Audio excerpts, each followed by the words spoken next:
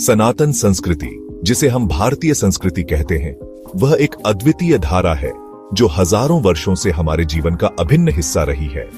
यह सिर्फ एक धर्म नहीं, बल्कि जीवन जीने का एक तरीका है। यह संस्कृति प्रकृति के साथ, परिवार के साथ, समाज के साथ और आत्मा के साथ गहरे संबंधों को समझने की कला है। सनातन संस्कृति का मूल सिद्धांत धर्म है।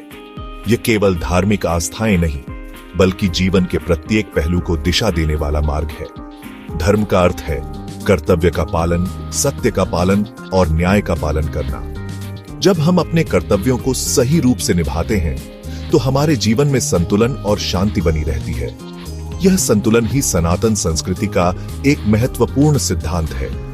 कर्म का सिद्धांत हमारे जीवन में अत्यंत महत्वपूर्ण है। जो कर्म हम करते हैं, उसका प्रभाव हमारे जीवन पर पड़ता है।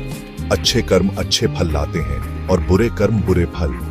यह कर्मा का सिद्धांत ही जीवन में सत्य का पालन, नैतिकता का पालन और जिम्मेदारी का पालन करने के लिए प्रेरित करता है।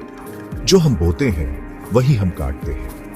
हमारे कार्य न केवल हमारे जीवन को प्रभावित करते हैं, बल्कि हमारे आसपास के लोगों पर भी प्रभाव डालते हैं।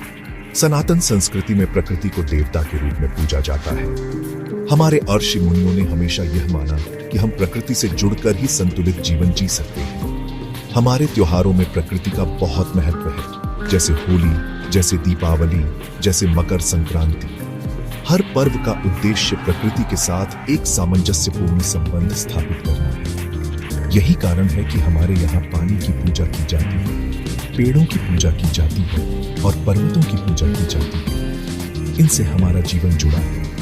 सनातन संस्कृति में परिवार को बहुत महत्व दिया जाता है। परिवार का हर सदस्य एक दूसरे के साथ सम्मान और प्रेम के साथ व्यवहार करता है।